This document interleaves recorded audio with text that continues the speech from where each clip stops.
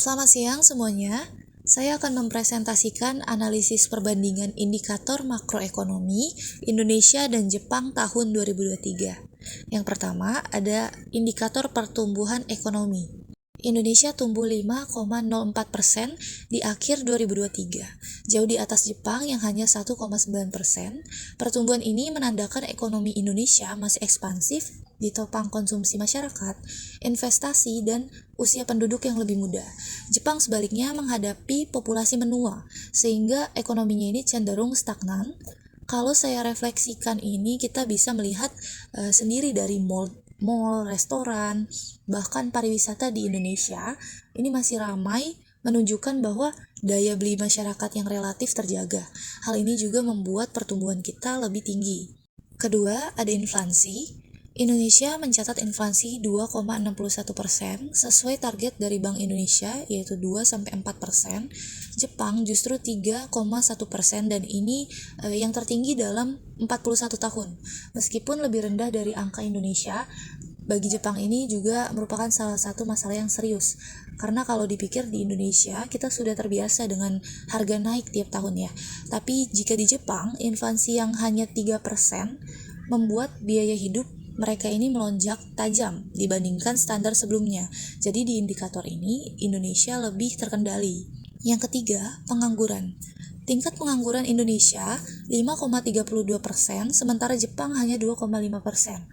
Jepang bahkan kekurangan tenaga kerja. Jadi Indonesia ini masih berjuang menyerap angkatan kerja besar. Kalau dilihat dari berita, Jepang juga sampai buka peluang kerja untuk pekerja asing karena mereka butuh tenaga.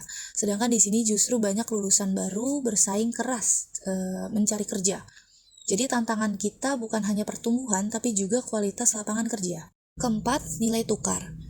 Rupiah relatif stabil di 15.241 per USD, sedangkan yen melemah ke 140 per USD.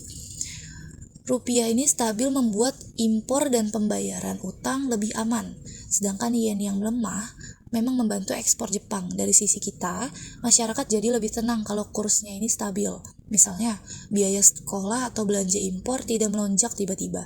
Ini salah satu poin keunggulan dari Indonesia di 2023. Yang kelima, ada suku bunga acuan.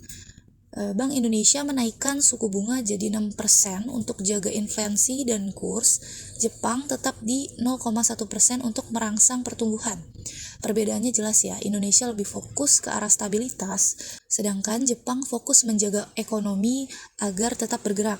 Saya sempat baca bunga tinggi di Indonesia bikin cicilan KPR atau pinjaman naik, jadi ada dampak langsung ke masyarakat. Sementara di Jepang ini, bunga rendah justru bisa bikin masyarakat lebih mudah pinjam, tapi ada resiko ekonomi tetap lesu gitu. Yang keenam, utang pemerintah.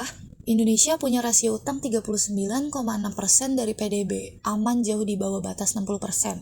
Jepang sebaliknya 239,9% dari PDB, bahkan diproyeksikan bisa 260%. Memang sebagian besar utang Jepang ini dipegang domestik. Kalau dibandingkan ibarat rumah tangga gitu ya, Indonesia ini masih punya ruang untuk ngutang kalau perlu. Sementara Jepang sudah penuh cicilan, meski banknya masih percaya seperti itu. Yang ketujuh, cadangan devisa. Indonesia punya US dollar 146 miliar, cukup untuk lebih dari 6 bulan impor, sedangkan Jepang ini jauh lebih besar. Dia di angka US dollar 1.258 miliar. Itu artinya kalau ada krisis global, Jepang ini lebih kuat bertahan. Namun untuk ukuran Indonesia, cadangan kita ini sudah cukup sehat. Jadi meski kalah jumlah, kita tetap terhitung aman ya. Yang kedelapan, Indeks Pembangunan Manusia (HDI). Indonesia di angka 0,713 merupakan kategori yang tinggi ya. Sedangkan Jepang di angka 0,925 merupakan kategori yang sangat tinggi. Artinya, kualitas pendidikan, kesehatan, dan standar hidup di Jepang ini jauh lebih tinggi. Kalau refleksi ke kehidupan sehari-hari ini, kita masih sering dengar cerita pasien antri di rumah sakit atau anak putus sekolah karena biaya. Sedangkan di Jepang ini hal-hal seperti itu jarang sekali terjadi. Jadi masih ada gap besar ya di sini yang harus mungkin dipecahkan. Yang kesembilan, ada neraca perdagangan. Indonesia surplus US dollar 36,9 miliar, sedangkan Jepang defisit US dollar 95 miliar karena impor energi. Surplus Indonesia terutama dari komoditas. Surplus ini membantu ketahanan ekonomi kita, apalagi saat harga energi di dunia ini sedang naik gitu. Sementara Jepang justru harus keluar biaya besar untuk energi yang makin mahal karena yen yang melemah gitu. Yang ke-10 dan yang terakhir ini ada GDP per kapita. Indonesia 4.919 US dollar, sedangkan dengan Jepang dibandingkan dengan Jepang ini 33.849 US dollar. 7 kali lipat lebih tinggi ya. Ini menunjukkan rata-rata pendapatan warga Jepang jauh di atas kita. Kalau dilihat di Jepang ini standar gaji mereka memungkinkan untuk gaya hidup yang lebih tinggi. Tapi di sisi lain, Indonesia masih punya peluang besar dengan pertumbuhan tinggi dan demografi muda. Jadi gap ini bisa jadi target kita ke depannya. Kesimpulannya, Indonesia unggul dalam pertumbuhan, inflasi, kurs, utang, dan neraca perdagangan. Sedangkan Jepang ini unggul di pengangguran, cadangan devisa, HDI, dan pendapatan per kapita.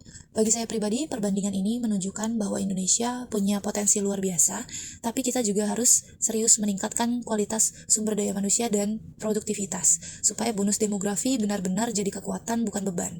Jepang memberikan pelajaran berharga, meski sudah maju mereka tetap menghadapi tantangan besar pastinya, terutama soal utang dan juga populasi menua.